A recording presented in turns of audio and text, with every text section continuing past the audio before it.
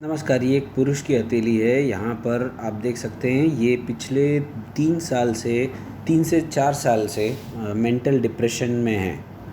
तो mental depression में होने के कई सारे कारण हो सकते हैं। उसमें से काफ़ी जो एस्ट्रोपामिस्ट्री से जो मिलता है वो कारण हम यहाँ पर देखेंगे। जनरली क्या होता है कि जब भी आपकी हेडलाइन आप देख सकते हैं हेडलाइन को जब भी प्रॉब्लम्स होते हैं, अब मैं आपको बताऊंगा सारे हेडलाइंस में जब ऐसा टूटी होती है हेडलाइन तब सबको मेंटल डिप्रेशन नहीं होता है। पर हम यहाँ देखेंगे कि ये हेडलाइन की बनावट कैसी है। आप यहाँ देख सकते हैं ये भाग यहाँ पर कंप्लीट होके एक छोटा सा भाग इधर आ रहा है और फिर यहाँ पर ऐसा है। लेकिन ये तो हेडलाइन टूटी हुई है, नो डाउट। पर डिप्रेशन का जो कारण है वो तो उससे भी अलग कुछ जो फॉर्मेशन है उसकी वजह से है। आप यहाँ देख सकते हैं कि जो हेडलाइन का एक भाग है जिसको कुछ पामिस्ट इसको हेडलाइन भी कहेंगे, लेकिन मैं इसको हेडलाइन नहीं मानता क्योंकि ये जो है यहाँ पर एंड हो रही है। आप ध्यान से देखिए, जब आप थोड़ा डीपली देखेंगे ये हेडलाइन नहीं है। हालांकि ये हेडलाइन की तरह दिखने की कोशिश कर रही है। हेडलाइन यहाँ पर टूट गई है, फिर यहाँ पर इस एरिया में आप देख सकते हैं यहाँ पर फिर से इसको बल मिला है। इसके साथ साथ एक भाग इस तरफ चला गया है। तो ये है इनकी एक्चुअल हेडलाइन। अब ऐसे हेडलाइन के साथ साथ यदि आपकी जो हृदय रेखा है वो यदि एकदम अंदर की तरफ चली जाए, जो गुरु और शनि के बीच में चली जाए, तब तो आपको इमोशनल काफ़ी आप रहेंगे, वो तो बात पक्की है। ऐसा व्यक्ति इमोशनल रहता ही है, इसमें कोई दो राय नहीं है। दूसरी जो पॉइंट आप देख सकते हैं कि यहाँ पर ये जो रेखा है हृदय रेखा से ये रेखा यहाँ आ रही है, फिर इस रेखा को यहाँ से जॉइंट लगाए। ये और ये और ये और ये चारों कॉम्बिनेशन मिल के प्रॉब्लम देते हैं। माइंड में मेंटल टेंशन फटाफट आने लगता है, जो मेंटल डिप्रेशन में चला जाता है। और उसकी वजह जो है ये रेखा है, इसको केतु जैसी रेखा, केतु मतलब सर्प या टेल, केतु को हम टेल कहते हैं, पूंछ। तो टेल जैसी जो रेखा है जो यहाँ पर आकर इन्फ्लुएंस दे रही है, ये सबसे बड़ा कारण है। जातक की कुंडली में शुक्र और केतु एक साथ हैं। अब केतु जो है टेल या पूंछ है, और जो लग्नाधिपति है मतलब लग्नेश वो शुक्र है। और किसी भी जातक और किसी भी कुंडली का सबसे महत्वपूर्ण जो ग्रह होता है वो है लग्नेश और लग्नाधिपति। वो यदि केतु के साथ है तब तो प्रॉब्लम होनी है। और केतु की दशा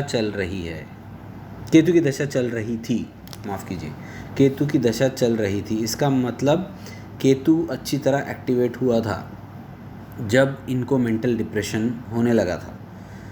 अब इनकी शुक्र दशा शुरू हुई है और शुक्र दशा में भी इनको प्रॉब्लम तो आ रही है क्योंकि केतु के साथ शुक्र है, वो तो है ही। और ये रहेगी भी कुछ और दिन, थोड़ा बहुत इनको रिलीफ मिलेगा पर फिर भी रहेगा क्योंकि ये यहाँ से मूविंग आउट करेंगे। और यहाँ पर शुक्र में भी देखिए ये जो है ये रेखाएं इस तरह जो है ये केतु का ही इन्फ्लुएंस दिखाती है। यहाँ से जो रेखा इस तरह जा रही है केतु की ही इन्फ्लुएंस लाइंस हैं। तो ये दिखा तो रही है कि केतु का प्रभाव इनके पत्रिका में और हाथ में है।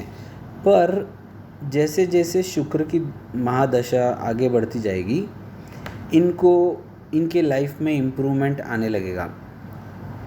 सबसे ज़्यादा जो मुझे जो महत्वपूर्ण लगा इनके हाथ में एक फॉर्मेशन वो है कि इनके 33 में इनकी ये जो रेखा है ये एक्टिवेट हो रही है। इसके साथ साथ ये रेखा यहाँ आके जॉइंट मार के फिर इसके साथ इधर चली जा रही है। इसके साथ साथ इनकी जो सूर्य रेखा है, देखिए सूर्य रेखा है, यहाँ पर इसको एक टचिंग पॉइंट मिला है हृदय रेखा के साथ, परंतु ये कट मार रही है। इसकी वजह से इनको सक्सेस मिल नहीं रहा है, तो या फिर 2-3 फेलियर मिलेंगे। और ये जो गैप है ये इनको 33-34 तक सक्सेस में रुकावट देगा। हालांकि ये जो रेखा अंदर जा रही है ये इनको फैमिली हेल्प या फैमिली से कुछ मदद दिखा रही है। ये इस हाथ में, क्योंकि ये लेफ़्ट हैंड है, लेफ़्ट हैंड में इसका मतलब अलग होता है, राइट हैंड में इसका मतलब अलग होता है। तो ये 33 तक यहाँ पर इनको कुछ दिख ही रहा है। वैसे जैसे जैसे आगे बढ़ेंगे, एक विशेष रेखा जो मुझे आपको दिखानी है इस हाथ में, आप देख सकते हैं कि जैसे मैंने ये बोला, ये केतु का जो पूंछ की तरह रेखा है, परंतु यहाँ से एक रेखा इस तरह आके यहाँ पर डेड हो रही है। इस रेखा का जो संबंध है ये लगभग 45 के उम्र से है, और ये लगभग 52-53 के आसपास ख़त्म हो रही है। इसका अर्थ है कि 45 के एज से कुछ ना कुछ प्रोग्रेस इनको ज़रूर मिलेगा, और अच्छा खासा प्रोग्रेस मिलेगा। क्योंकि इनका जो भाग्य रेखा है, इनकी जो भाग्य रेखा है, आप देख सकते हैं जैसे जैसे ये क्रॉस करेगी, देखिए ये क्रॉस, यहाँ पे तो एक पैरेलल भाग्य रेखा आ गई है हेल्प के लिए, पर उससे कोई फ़ायदा तो दिख नहीं रहा है क्योंकि यहाँ पे प्रॉब्लम है ही। पर जैसे जैसे आगे बढ़ेंगे आप देख सकते हैं यहाँ पे स्थायी रेखा, एक अच्छी खासी स्थायी रेखा यहाँ पर बनी हुई है। ये 100% व्यक्ति को आगे जाके सक्सेस देगी। इसके साथ साथ सूर्य रेखा स्ट्रेट है पर यहाँ पे कट है, तो कुछ ना कुछ परेशानी होंगी, लेकिन आगे सक्सेस मिलेगा, थोड़ा डिलेड मिलेगा पर सक्सेस मिलेगा। और यहाँ पे जैसे मैंने आपको बोला कि 45 एज से लेकर 52-53 तक इनको सक्सेस मिलने की अच्छी संभावना है। मतलब 7 से 8 साल तक आप रफली 7 ईयर्स ही पकड़ सकते हैं, क्योंकि कभी कभी ±6 मंथ्स ट्रिगर में हो जाता है। मतलब सेटलिंग डाउन एंड सेटलिंग में हाफ ईयर चला जाता है, तो 7 ईयर्स का इनको अच्छा खासा सक्सेस मिल सकता है।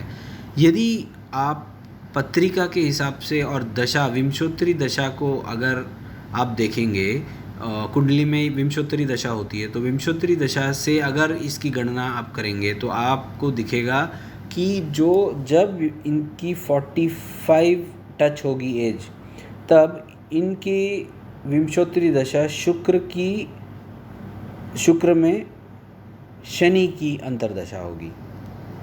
और ये एक अद्भुत या फिर ये एक बहुत ख़तरनाक, आप दोनों बोल सकते हैं, ये बहुत ज़्यादा आश्चर्यदायक रिजल्ट्स देती हैं। अनप्रेडिक्टेबल होता है ये दशा, चाहे वो शनि में शुक्र का हो या फिर शुक्र में शनि का हो, ये अनप्रेडिक्टेबल रिजल्ट्स देती है और ये रिज़ल्ट बहुत स्ट्रांग देती है। अब इनकी पत्रिका में दोनों शनि और शुक्र उतने पावरफुल नहीं हैं, तो होता क्या है, जब भी ये पावरफुल नहीं है, जैसे यहाँ पे हमें क्लियरली दिख रहा है कि ये शनि रेखा भी उतनी पावरफुल नहीं है और शुक्र भी उतना पावरफुल नहीं है, तो ऐसे समय में यदि शुक्र में शनि की अंतर्दशा हो या शनि में शुक्र की अंतर्दशा हो, तो उत्तर कलामित्र के जो पुस्तक है उसके हिसाब से बहुत अच्छा रिज़ल्ट देता है। और हाथ में भी ये दर्शा रहा है कि ये बहुत ही अच्छा रिज़ल्ट इनको मिलेगा। एग्जैक्टली जब शुक्र में शनि की दशा शुरू हो रही है, तब उनकी आयु 45 है, उसी समय इनको रिज़ल्ट भी बहुत ही अच्छा मिलने वाला है 7 साल तक, जब तक इनकी शुक्र की दशा समाप्त नहीं होती। तो मैंने उनका एनालिसिस केवल यहाँ तक ही किया है, 53 ईयर्स तक ही किया है, इसके बाद का एनालिसिस मैंने किया नहीं है। तो ये था, ये विश्लेषण, डिटेल विश्लेषण है ये, और आपको इसमें से 2 चीज़ें समझ में आएंगी कि हाथ को और जन्म कुंडली को एक साथ हम कैसे एनालाइज कर सकते हैं। धन्यवाद।